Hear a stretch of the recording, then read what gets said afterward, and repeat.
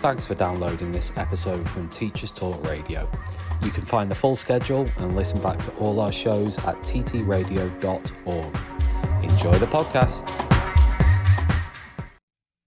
Good evening, everyone, and welcome to Teachers Talk Radio. Tonight's show will be hosted by yours truly, Michelle, and the lovely Leanne. We're so honored to be in the presence of two other astute educators who's going to share their knowledge on the topic that we're discussing tonight, which is about immersive learning and the London Eye experience. So we're really honored to have Emily and Shaniqua, proud educators, I must say, and they will really help us to delve into that world of immersive learning, as I've said, the London classroom. But first of all, what does this involve? So the London Eye experience expands students' worldview from architecture to transport, music, to sport, the history of the Thames, to the impact of climate change. So what it does is it offers breadth and depth for young people. It also provides a chance to develop social and emotional learning and open students' horizons before bringing the learning back to their communities and within their own contexts, and giving them that opportunity to decide on what is important to them. So in tonight's show, which is sponsored by Merlin and the London Eye, and yes, that sounds magical, and that's because it truly is, Shaniqua and Emily will tell us what they know about it and the offers as well. So if you're thinking about planning a trip and you're not so sure where to go with the students, just stay tuned and you will definitely be inspired tonight, and you will not have to think much further, because this is going to be one experience you do not want your students to miss out on. So before we get into the discussion, and Leanne will start the discussion with our guests, we're just going to ask, I'm going to start with you, Emily, if you could introduce yourself a little bit, tell us a little bit about your background as an educator, and then Shaniqua, you could do the same, please. So I've been a teacher for 11 years now. I've taught predominantly around the Swindon area. I've got primary and secondary experience teaching in schools. I've got a specialism in English. I love reading for pleasure with children as well. And I also have a little bit of a background with transition between year 6 and year 7. Thank you. Shaniqua? Hi, everyone. I'm Shaniqua. I think I've been in education for like 13 years. Used to be a teaching assistant, then became a teacher. I'm in London, primary. And governor, but also some of you might recognize me because also I'm usually a host on TTR. Yes, so of course. It's nice to be a guest today. Yeah. Yes. And there we go, multifaceted. Thank you so much. So clearly, listeners, thank you for joining as well. Do send us your comments, your questions. And if you hear anything that you need clarifications on, we'll try our best to answer you. But remember, this is a sponsored show brought to you by Merlin and the London Eye. So over to you, Leanne, and we'll just start the discussion. So hello, hi Emily, hi Shaniqua. Hi. I think with it being January, the best place to start for the London Eye is, I guess, New Year's Eve. So Emily, did you watch the fireworks? Like, what did you make of it? I did watch it, yeah. I think you can't really do New Year's Eve without watching the fireworks, can you? And I think as soon as you see the London Eye pop up on the screen in front of you, you know they're about to start. And I think it just gets your year off in the right way. Yeah. And then Shaniqua, do you think they showcase London correctly? I guess like the backdrop is like the Thames and the London Eye, and do you think that's the correct backdrop? That's the way to go? No, it is the way to go. It's like what everyone thinks of when they think of London, and it just, I was at the airport at the time, but I was watching it on my phone, and I was like, that's home, that is home. Yeah. And it's just so beautiful to see. And having the London Eye, the Thames, really beautiful. That's true, isn't it? Because I mean, there's competition all over the world for New Year's Eve, but I think like as Londoners and as Brits, we see London, we see the London Eye, and we think that's home. Even midnight, all fireworks going off everywhere around the world, but I think like London Eye, I guess we see as home. Yeah, spectacular show every year. I don't think I've never experienced a year where I think, that was disappointing. It is always different and extremely spectacular. Yeah. Do we think it celebrates the London skyline? I think so. I think I don't know about anyone else, but I can't really remember the fireworks before the London Eye was in it. Maybe I was a little bit too young, but I think it just sort of It is That's the background, isn't it? Like yeah. I can't remember the before. Yeah. No, you're right. Absolutely. Fully represents it. I just think, you see everything. You see the London Eye, and I just love how the London Eye is also colourful. It's just beautiful. Yeah. And also, I guess with it being named the London Eye, we wanted to ask both of you, kind of as educators and as British people, when you think of London, what do you think of? I guess mine's as a tourist point of view. Like I'm only an hour away on the train, so for me, I just know that it's going to be whatever I do is going to be a good time. I think I don't really ever go to London with a whole day planned out. It's usually just to see a show or to do one sort of activity, I suppose. And then I know I've got the rest of the day where I'll discover something that I'm not going to find back home. Even if it's the food or the activities themselves, it's not something that I can get really where I live. And it's just the variety, the culture, the experiences, I suppose, that I love about it the most. I kind of wanted to throw, that's interesting though, because Shaniqua, you're London based and Emily, you're not.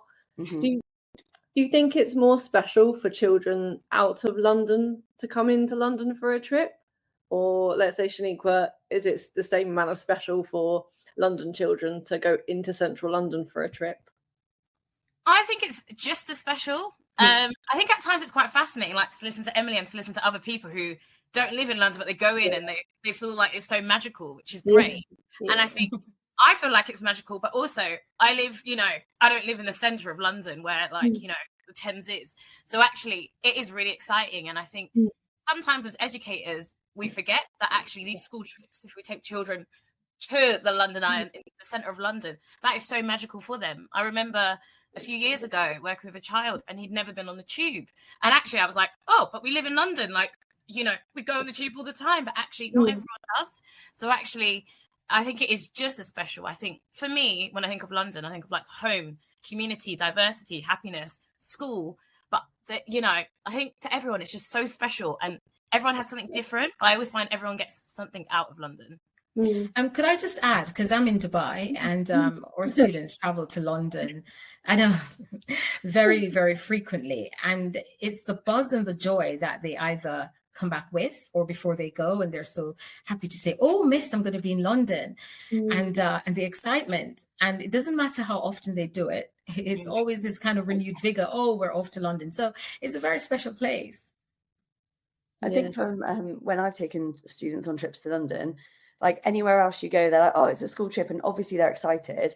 But as soon as you say London, it sort of changes the goalposts a little bit. And I think for them, it is that big, exciting place because I guess it's usually somewhere you go for a treat or like you go there for a special occasion. You don't, like the children that I work with don't often just pop to London for the day. It does tend to be for a special occasion. And I think it makes the trip then feel like a more special occasion as well, because that's what they're used to. Yeah, no, very much so. One of my old schools, actually, they have mini buses and they decorated the mini buses with like London flags and everything. And they just did a bus tour around London, like in their mini bus. There we go. I feel like, especially like the London Eye is like a bus tour around London, but it's like actually from a teacher's standpoint, it seems very safe because they're all in a pod. You have to count to 30 every hour. You don't have to. You could be calm for those 35 minutes. Yeah, exactly. No one's going anywhere. It's all good. Just look out the window and enjoy.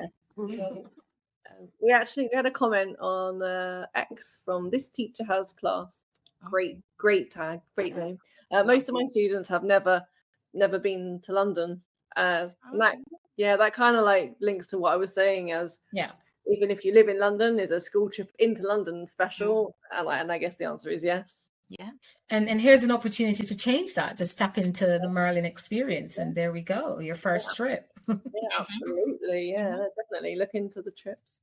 So kind of like moving from London and Merlin, the London Eye, into the classroom.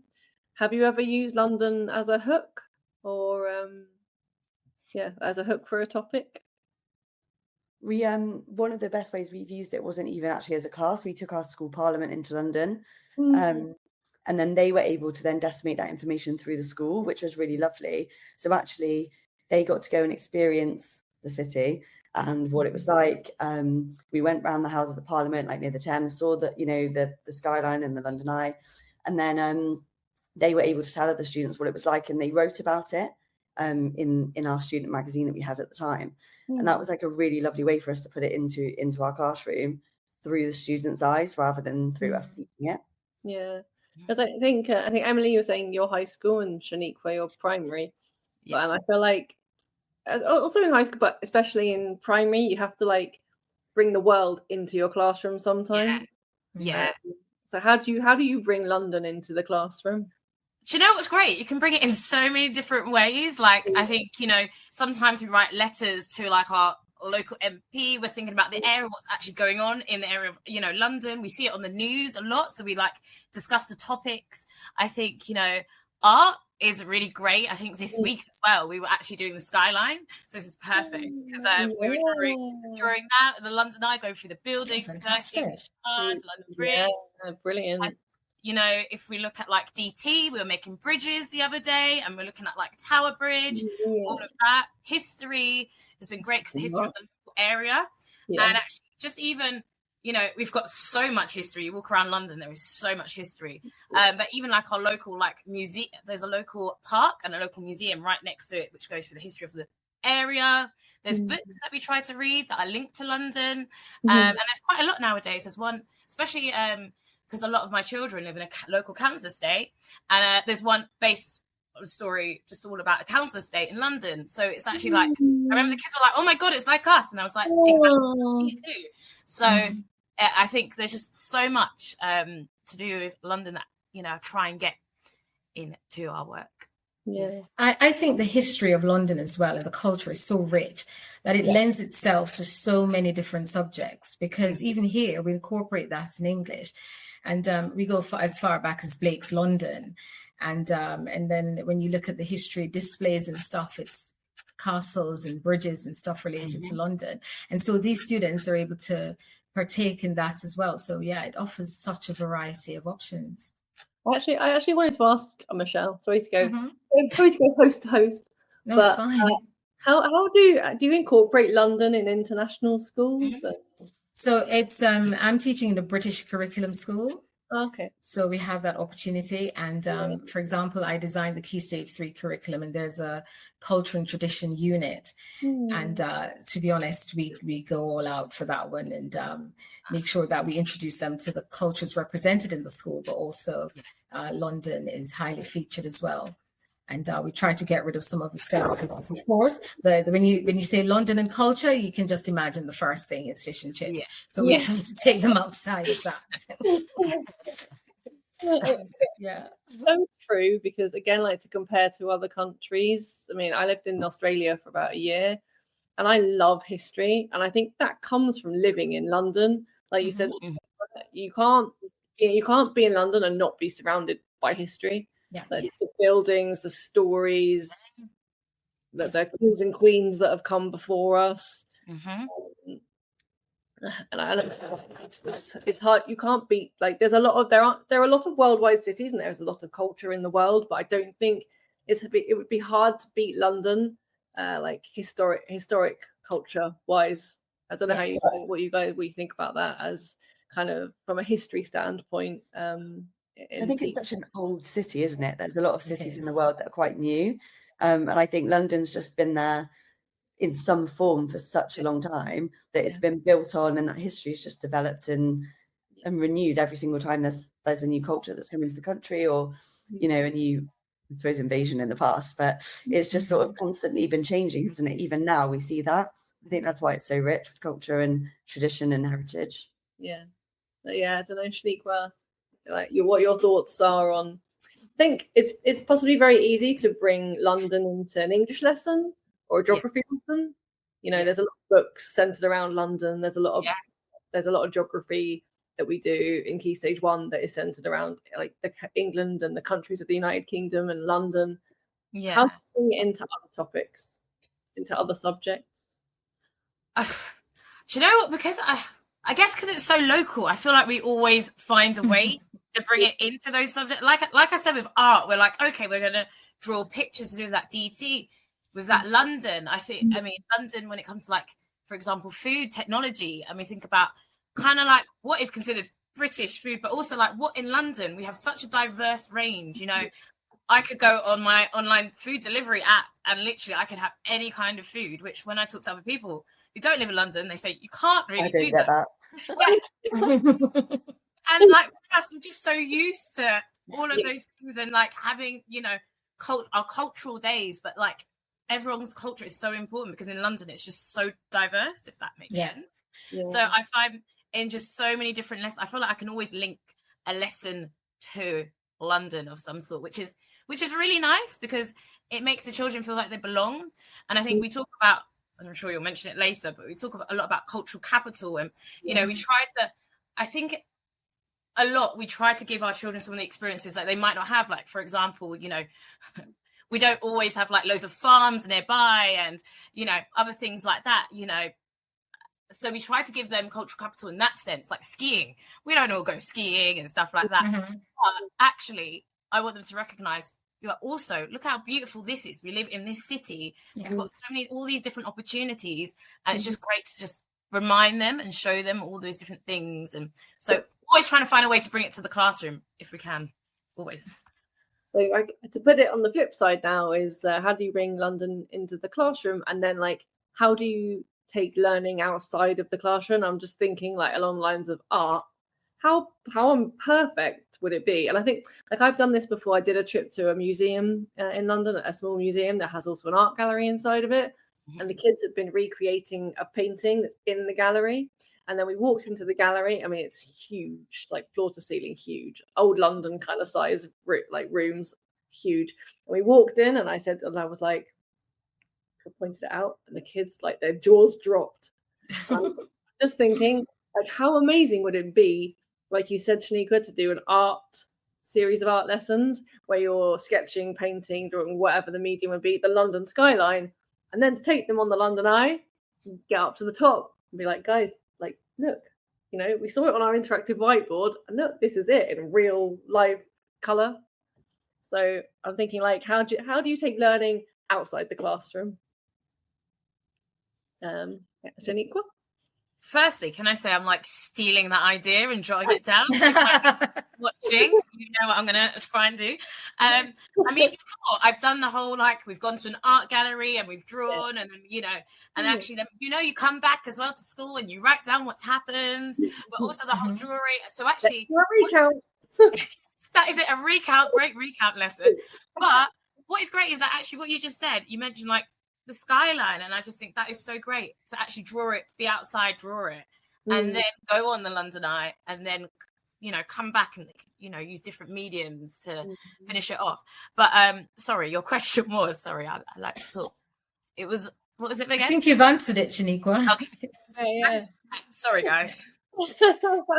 And just before we continue, if anybody's just joining and they're wondering, what are we talking about? Are we just trying to promote London? This is a sponsored show brought to us by Merlin and the London Eye, and we're talking about immersive learning, the London classroom. So that's what we're talking about.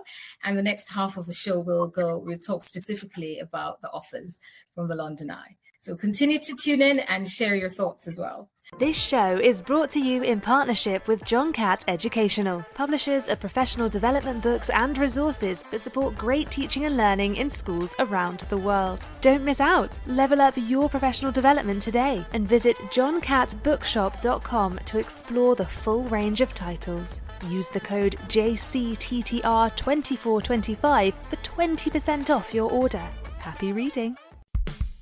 Meet USA Study, your one-stop platform for guiding students through their college application journey. Access up-to-date resources on universities, programs, scholarships, and application requirements, all in one place. Get easy-to-access tools, personalized timelines, expert tips, application templates, and exclusive webinars with admissions officers to help your student stand out. Visit usastudy.co.uk or call Phil at 0800 612 8271 because every student deserves the opportunity to shine with USA Study. Yeah. Back to you, Leanne. Let us know your favourite part of London, your favourite, a place to visit in London. Yeah, so I guess, Emily, like the question is, you know, immersive learning. How do you teach in a pod on the London Eye? I think, like, I'll be honest, the art lesson was the first one I was going to say. I think there's just so much there, isn't there? Like, because you are essentially, as was mentioned earlier, the children can't go anywhere. You kind of have a captive audience, which you should have in a normal classroom, but a pod just feels more captive, doesn't it? That I think because it's 360 as well, you can talk about the city itself. You could do photography in there, which is something that maybe they can't normally do because near your school you might not have anything photography worthy in the same sense. You can talk about history. I think as well, it's just talking about geography, even seeing it with their own eyes. We talk about things like how a river meanders, and we talk about how cities are built up around the river and why, and they get to see that with their own eyes. I think it depends. Well, I suppose it depends what topic you were teaching at the time, but you could do anything really, couldn't you? Even the fact that it's 360. I know some of the children spin in a circle and they think that's 360. To know that it's all the way around you, it's just endless, really. I think you can connect it to anything. There's maths in that, isn't there? Actually, there's maths everywhere, isn't there? Always maths. Yeah. I think Shaniqua, literally, as you said, cultural capital, I was writing it down. Sorry. No, good hosting. And like they always throw around these like phrases through education, don't they? Yeah. And like the phrase of we've had like wow words in the past, and now like the phrase of the moment. One of the phrases of the moment is cultural capital, and I guess like with London, like you said, there is culture on your doorstep in terms of cuisine. Even like Let's Go Cuisine, there is culture on your doorstep in London. Yeah. The thing is as well, like with cultural capital, I've always understood is that cultural capital starts with you.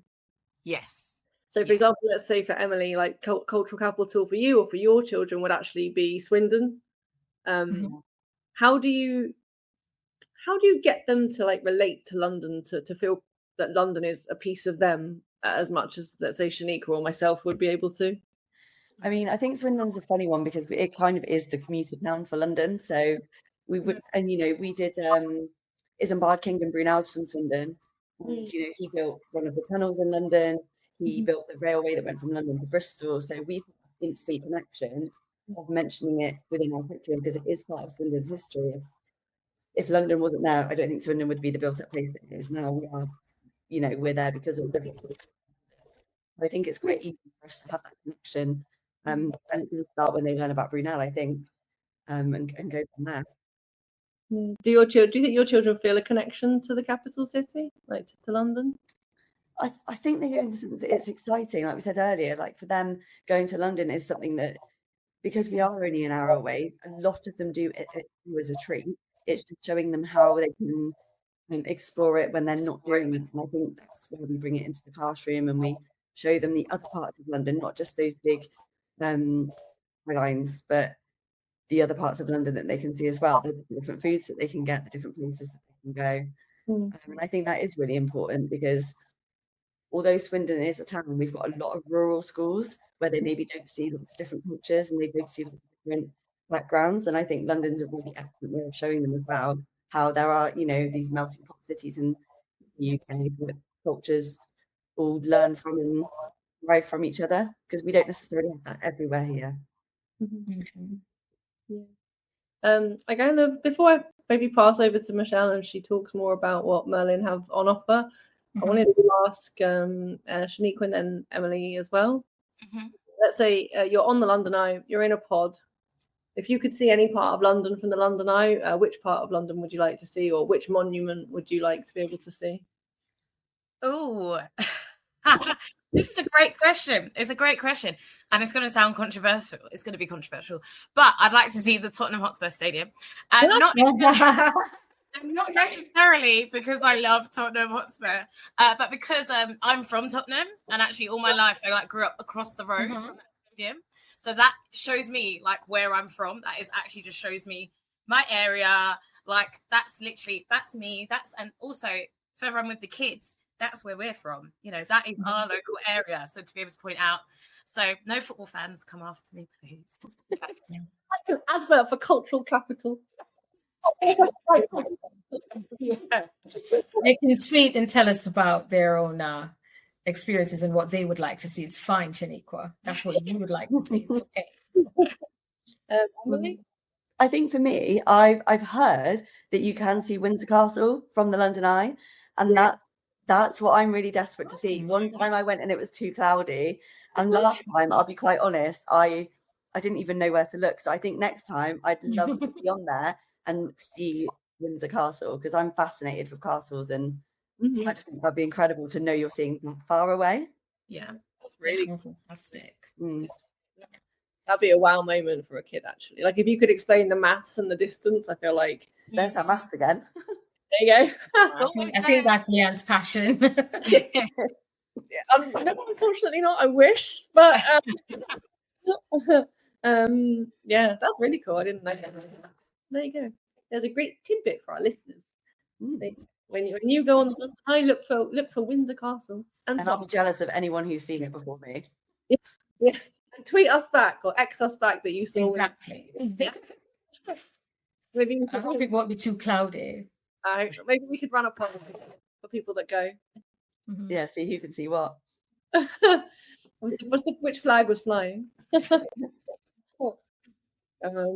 Yeah, lots to learn from that. So once again, if you're just joining, remember this is a sponsored show brought to us by Merlin and the London Eye, and we're talking about immersive learning, the London classroom. And so far, we've learned about Emily's and Shaniqua's experience of London from different perspectives, and we can all conclude that yes, London is rich and vibrant when it comes to culture and diversity, and therefore it's something that our children should experience. Leanne, I don't know if you have any more questions for this half of the segment, and then I will talk specifically about what this experience has to offer. No, I think we ended on a good note of Spurs and Windsor. Spurs and Windsor. So there we go. That's the challenge, to see both of those. Yes. Fantastic. Thank you so much, Emily and Shaniqua so far, and Leanne, for leading that section of the discussion. So we're going to talk specifically about what this program has to offer, whether from what you've read or from what you've experienced. But before we get into that, do you think it's important that children learn about how the skyline has changed over time? And if so, why is that important? Shaniqua, I'm going to start with you. Is that important?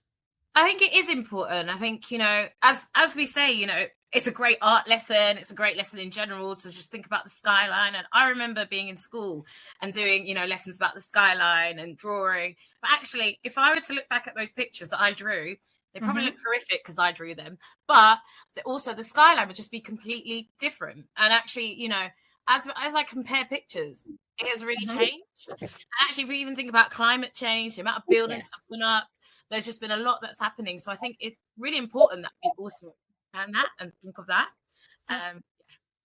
Fantastic, because it's important to have those discussions going as well, and to actually draw young people's attention to it. That yes, London is beautiful and vibrant, but there are also other external factors that will impact on the skyline. Emily, what do you think? Do you think it's important? I think so. I think because you're not just looking at, I think I mentioned earlier, like the history of who's how that's changed it, but you can also talk about technology and how quickly technology advances. So when the London Eye was built, or when the Shard was built, or the Gherkin even, what technologies had to change in order for that to happen? Why are these buildings now being able to appear that 20, 25 years ago? I think it just opens up a conversation into why these changes are as well. Thank you so much, Emily. And there's a little feedback as well, Emily. You probably want to just look into that. I don't know if anybody else can hear it. There's a slight feedback, but we can sort that quickly. Thank you so much.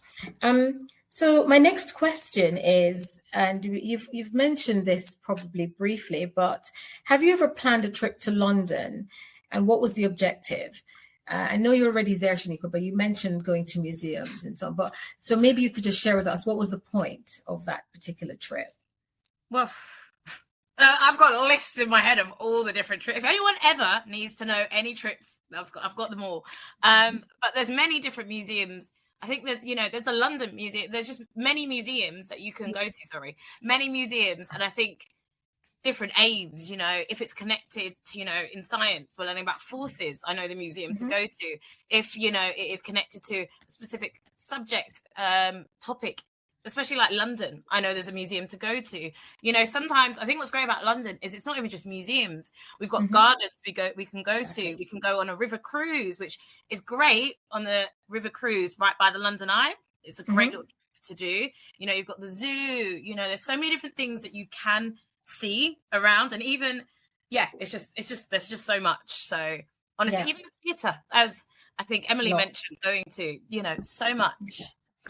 And I remember actually taking a group of A-level students to the British Library to give them that experience of research, and they had to sign in and get their little cards and go and follow the protocol, and they felt so grown up. So it's lots to do.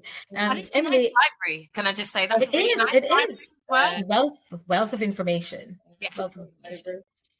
Emily, have you planned a trip? And if not, what would be your ideal trip? What would the itinerary look like for you? So I actually have done 2 trips to London. Oh, fantastic. We actually did a whole school trip to go and see Matilda on the West End. It actually started our whole school year. So we did a hook day into, was it Matilda? Or Charlie and the Chocolate Factory, actually. I think I went to see Matilda. We went to see Charlie and the Chocolate Factory. We all dressed up. It's coming back to me now because I dressed up as Veruca Salt. And then we took the whole school to go and see Charlie and the Chocolate Factory on the West End because we knew some children maybe wouldn't have got to do that. And then I went to take our school parliament to the Houses of Parliament, and they got to go in. They had like sessions in there. They got to go and see what the rooms looked like. That was incredible. And then we got a McDonald's, which obviously was the highlight of the children's day. Of course, you know, as you do. To the River Thames, they could not stop talking about eating their McDonald's as they looked over the river. Amazing. All part of the experience, isn't it? Do that. I'm thinking we took ours to Nando's, but actually McDonald's might have been a bit cheaper now. I think about it. And you can do it on the go. You can move where they are while they eat it. Oh, awesome. Okay, let's move on before I start to salivate. Have you heard about the London Classroom? Because it's a new program developed by the London Eye and inspired by the capital. And if you have, what do you think is great about it? Either of you could start us off. I think for me, what I really liked is that they've got so many different parts to the resources and so many different subjects. I think when you hear the London Classroom, you think it's just going to be teaching you about London, but I really like that they had like climate change on there, about tourism, which I thought was really exciting. And it just linked to so many other topics that maybe you wouldn't have thought of yourself. Like I would never have thought actually tourism and how to teach that, but it is part of geography, isn't it? It's part of the teaching that we do. And I think that's for me what I love the most, is it surprised me with what was in there. Hey, thank you. Shanika, what do you think? I love that. It was like, you know, looking at it, it was like a free cross-curricular classroom activity. Well, it was full of all of these activities and ideas. And it was full of like, not just, you know, Key Stage 2. It was like Key Stage 1, Key Stage 3. And I love like the range, you know, London then and now. I saw about the skyline and how we spoke about climate change and how that's all changing. I love there was a bit about culture. And even like me as a Londoner, I was going through it and I was like, oh, and even there was something and I was like, I didn't know that as a Londoner and this is my home. So I was like, this is great for people who, I think as a person who tweeted, you know, I haven't taken my kids into London before, but also as someone who has lived in London and these children that I work with who have lived in London and who currently live in London, there's something for all of us to learn from. I think that's great. Thank you. So what do you think this could bring or add to classroom teaching and also life skills? Because, you know, when we teach our students, it's beyond the classroom as well. It's not just, you know, educating them formally, but teaching them life skills. So how do you think this could assist us in the classroom and life skills? Emily? I think it just makes it a bit more real, doesn't it? When we teach those skills, we want them to see that it's something they can translate into real life. And I think by doing it in a city that they know and they're aware of, they can relate it to something that they know. And then the life skills are things like in tourism, they can understand about like getting around London. They can see about the tube or the bus. Like that's part of tourism, isn't it? How you travel around. And I think even if you look at the math side of it, you look at money, what you would pay for. And it's all of those life skills that we talk about all the time with them.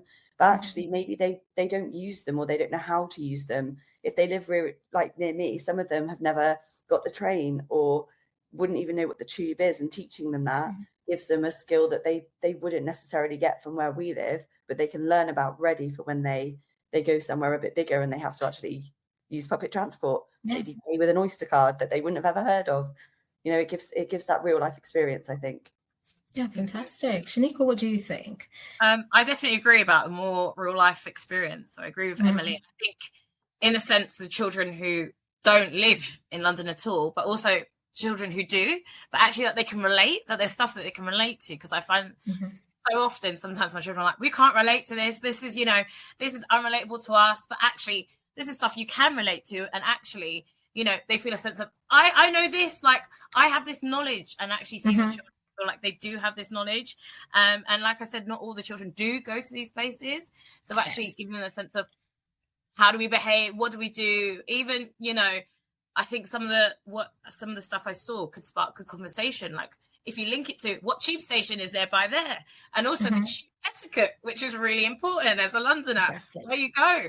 So, just even looking at the skyline, as I said, there's a resource on there of the skyline, and it goes through what you see on the north of the skyline, the east of the skyline, the west of the skyline. Because I think when we see a skyline picture, we always usually see the same picture.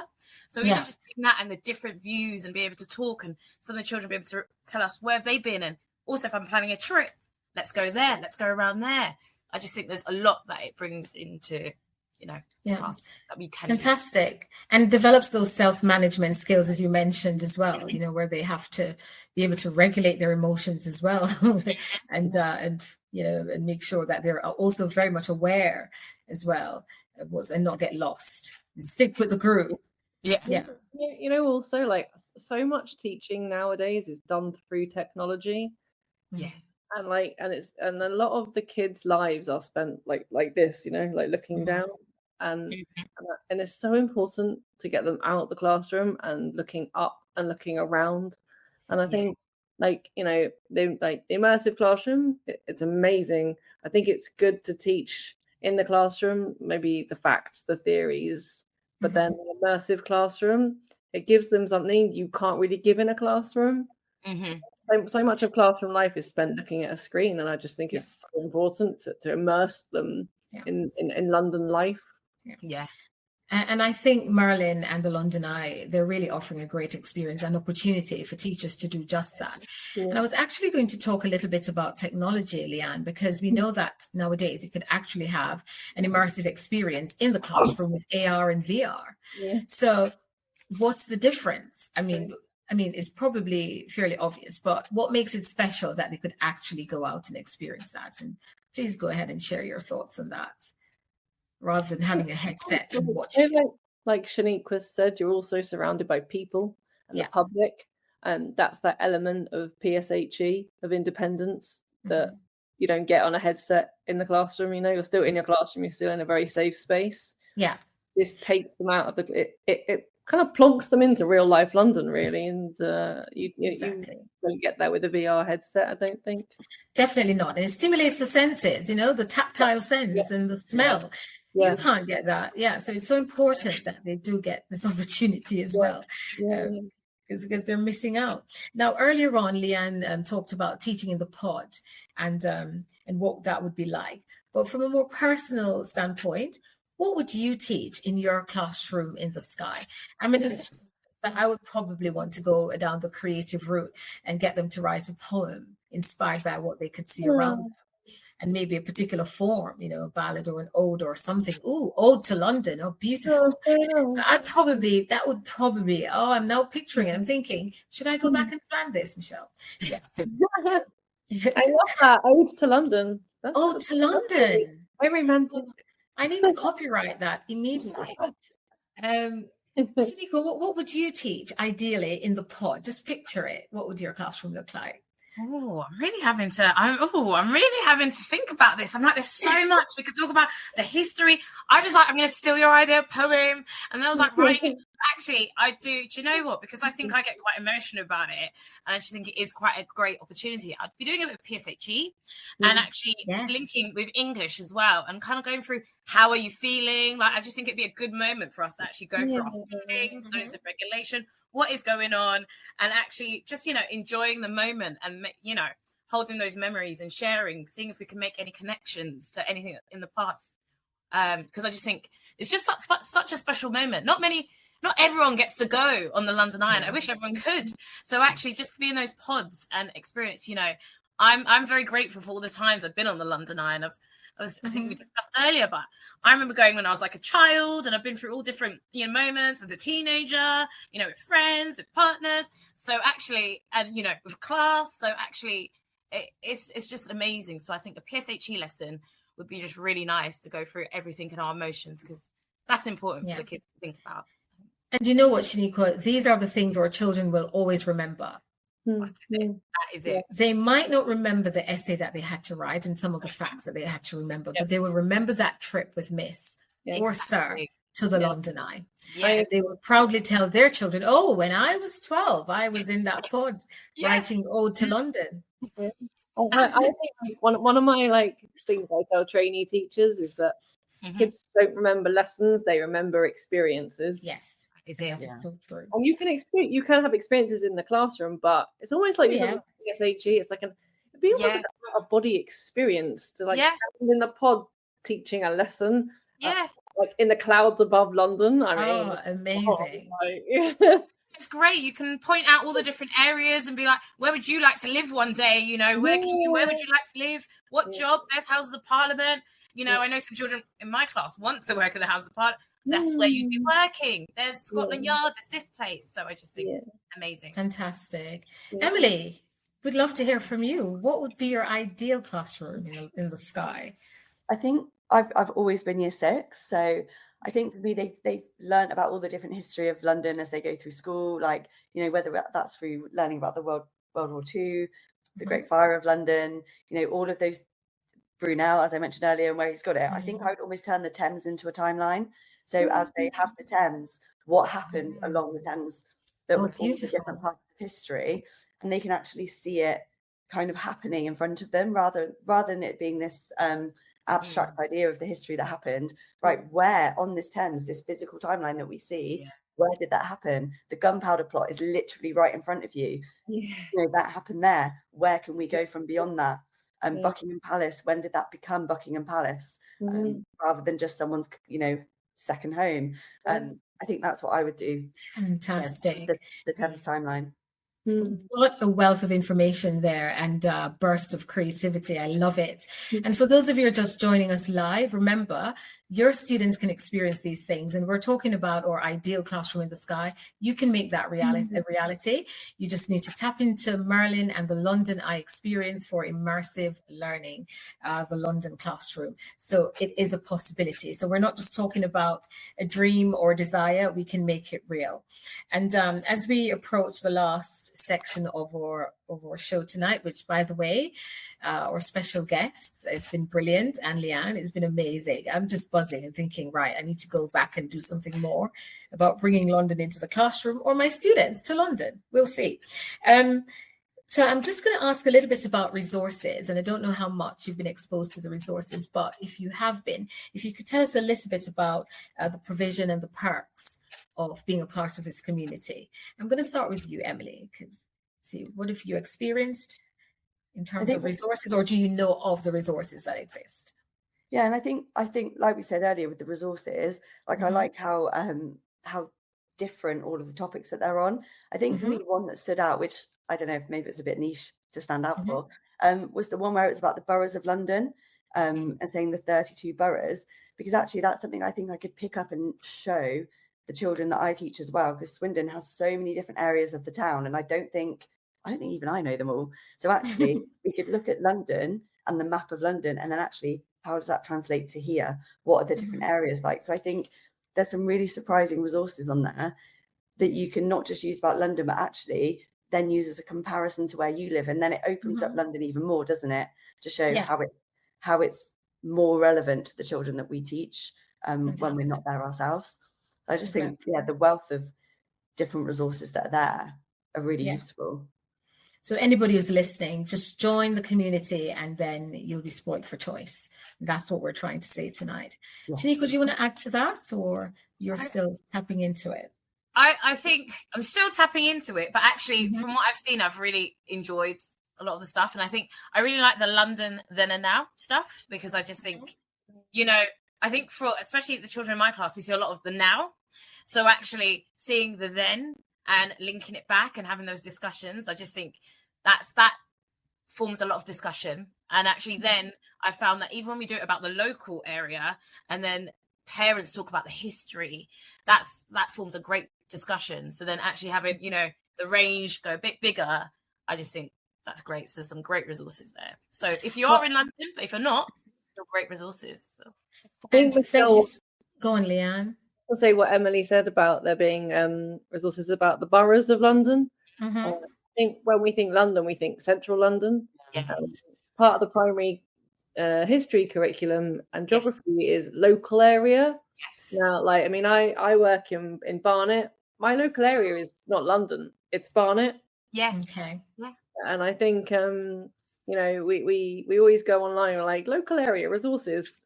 They're hard to find sometimes, and some teachers, they teach in an area that is not actually their local area. So I think resource-wise, actually, that's amazing, because that sometimes is the hardest part of history to teach, is the history of the local area that you teach in, actually. So to have a resource that talks about the boroughs of London is brilliant. Yeah. Awesome. Thank you so much. And that's a lovely segue into my next question, because we're focusing on London, but how can this experience expand our students' worldview? Because London does not exist in isolation. So how can this expand on their worldview? Shanika, want to start us off with that? How does that take us beyond London? I guess you just start to think, hopefully you start to think, you start to compare. In my head, I like to think we start to compare elsewhere, what is going on, what is outside of London. Like for us, I'm always thinking about what's in London, but then what's also outside, what is similar as well. I think, with my children, we think of, sometimes we talk about, in a movie, when you see London, what do you see? And they'll be like, Big Ben, House of Parliament. And then what do you see if you're in New York? And then what do you see? And, all those comparisons. So I think, with us, it would just be comparing. Yeah. Compared to other cities, and then we try to convince them that it is the greatest and the best. We'll edit that bit out. Emily, what do you think? I was going to go down the same route, really, as I think I mentioned earlier about comparing it to other cities, that actually London has all this history some other capital cities don't. I mean, if you look at, Dubai, for example, is so new, isn't it? Very new. It's showing them that comparison. And even in the UK, I think they see London as this huge city, which it is. And then if you look at the other capital cities of the UK, like Cardiff, I'm half Welsh, so I love going to Cardiff as well. Cardiff is actually quite small in comparison, and it's showing them at a capital city like London has so much, and how different it can be to other capital cities, not just even in the world, but in their own sort of, well, for us in our back garden. Cardiff's only an hour away from us as well. Edinburgh, even the history of Scotland actually is so unique compared to England, but I don't think the children realise that. I think even just looking at the 4 main capital cities of the UK is a really interesting place to start for their worldview, and seeing the world beyond England into the UK, I think is a really great start. This show is brought to you in partnership with John Catt Educational, publishers of professional development books and resources that support great teaching and learning in schools around the world. Don't miss out. Level up your professional development today and visit johncattbookshop.com to explore the full range of titles. Use the code JCTTR2425 for 20% off your order. Happy reading. Meet USA Study, your one-stop platform for guiding students through their college application journey. Access up-to-date resources on universities, programs, scholarships, and application requirements, all in one place. Get easy-to-access tools, personalised timelines, expert tips, application templates, and exclusive webinars with admissions officers to help your student stand out. Visit usastudy.co.uk or call Phil at 0800 612 8271, because every student deserves the opportunity to shine with USA Study. Yeah, I completely agree. And also, I think it's a fantastic opportunity to show students the connections that London has with the rest of the world and the diversity as a result of that, because it's due to these connections why we have this diversity and multicultural city. And I think it'd be really good. And also, it's okay to use it, especially for older students, to trigger a debate about some of the historical past, even, and you know, London as a political tool as well, or a political city. You know, London as a linguistic tool as well. You know, I'm teaching A-level language at the moment, and we're talking about the English language and its influence across the world. And of course, they could learn about that as well. So there's so many things that we could link that to. And that leads me to my next question, which is, why do you think it's important for educators to get students more connected to society and the world around them? Why is it important for them to understand? Unlike some other parts of the world where the citizens believe that this is the only place in the world and they've never traveled outside its borders. Why do our children need to know that there's more to it? I think the world, like with technology, we think it makes the world more accessible to them, but actually I think sometimes it makes it smaller, because all they're seeing is what they're seeing on their phones or what they are shown by their parents at home on the TV. And actually, by introducing that in our own classrooms or introducing that through trips, we're giving them a different view to what they're going to see. I think often it can be a bit of an echo chamber for them, where their friends or their social media, either we know what algorithms are like, are showing them the same thing over and over again. And it's our job to show them what it actually might be like for other people, not just what they think it's like from seeing it on their phone, and hearing those different voices and seeing those different places. Thank you so much. Shanika, what do you think? Why is it important for us to connect our children to the society and the world as a whole? So as soon as you started talking, I wrote echo chamber, and you mentioned it, Emily. And I think I don't want my children to live in an echo chamber. Like, I want to, you know, as a teacher, I just want to equip them for life in every kind of way.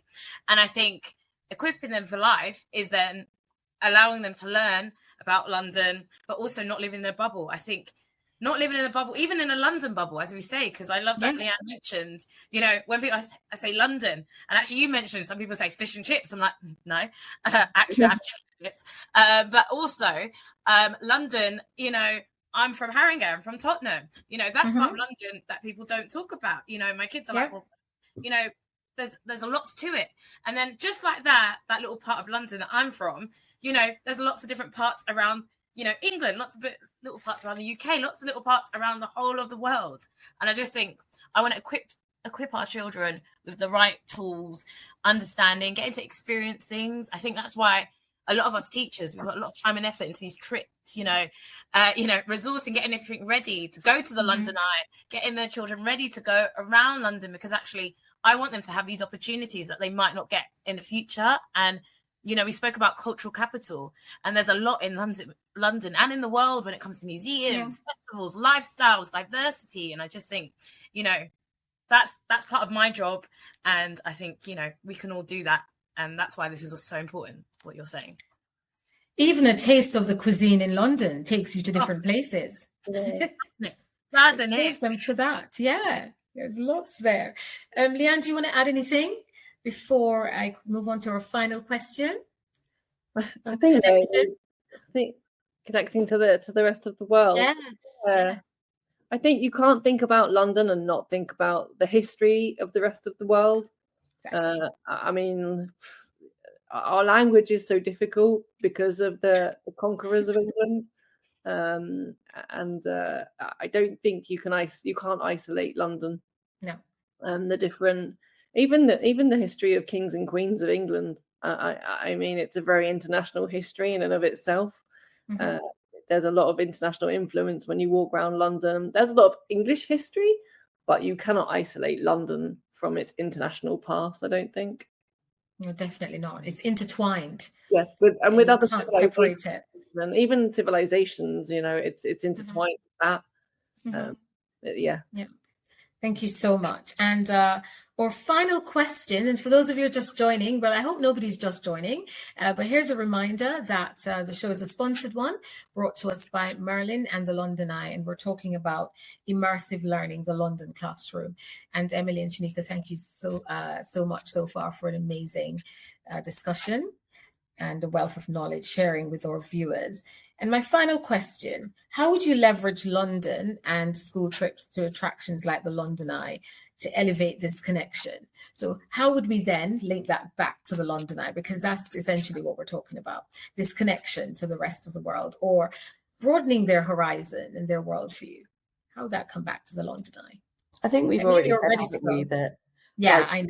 You're literally broadening their horizons by showing them the horizon of London, aren't you? Yeah. And I think there's so much scope, as we said. It covers, when you're in the London Eye, you can cover any subject, the maths that we keep mentioning, the art, the geography. I think Shaniqua said about PSHE earlier as well. It's just the possibilities are genuinely endless. And I think you don't always get that with a school trip. I think some of them are quite narrow because the topic that you're taking them for is very specific, or the reason you're going is very specific. And the London Eye can genuinely fit to any topic or whatever you want it to be, even if you just want it to be an experience. I think that's what makes it so great, is it's so open-ended. Yeah, Fantastic. I agree. Shanika? I'd agree how, open-ended it is, and actually how broad it is, even from this discussion today. Like, if anyone's listening, there's so many different trips you could do to the London Eye, and then from there, there's so much more. If anyone knows around the area, there's so much. You could be on the London Eye and then go across the road, walk across. You've got the aquarium, you've got Shrek Adventures. You could just be on the Thames River. There's the Tate. You've got so much going on. You've got culture. Even street entertainment. That is it. I remember last year where literally teachers, when it was the teacher strikes, that's where people would meet, right by the London Eye. You don't be inciting a rebellion, young lady. But like, there's a lot that those students were seeing, like culture. There's a lot going on. So I just think you've got a bit of history, you've got a bit of everything going on there. So I just think, why would you not? If you can, do. It's great. And I was just thinking, even beyond that, I would even bring it right back to the London Eye, and I would introduce them to the mechanisms and the physics behind it, and the invention of the wheel. And then get them to go and design their own ideal London Eye. What would that look like? And make their own abstract interpretation of that. So it's a wealth of things and variety of things that we could really do. Emily, you wanted to say something? I was just going to think, I've sat here thinking, like, how can I turn that into a DT lesson of making the London Eye? I'm like, fantastic. I'm not sure I've got the skills yet, but it's something that I definitely want to think about. How it's can I do that? Even get it to inspire something else and get them to, they could use like recycled equipment. Now I'm thinking, and all the kids, because we could junk model. Like little model. Oh my gosh, take pictures, send it to Merlin. Do that so they can put it on their website and show all the things that we could do with the London Eye. Well, thank you so much again, ladies, for a wonderful show. Very informative, lively discussion, lots of creative energy flowing through all of you tonight. I love it. And I'm actually going to go and seriously think about some of these ideas. And those of you who are listening, I really hope that you will log onto the website. That's the Merlin and the London Eye experience, and see what they have to offer. Don't shortchange the kids. Let them experience this as well. Leanne, thank you for being a brilliant co-host. Well, and so thank you all. Thank you, everybody, for joining us tonight, and we'll see you on our next show. Have a lovely evening. You've been listening to Teachers Talk Radio. Tune in live and listen back at ttradio.org. We look forward to hearing from you next time on Teachers Talk Radio.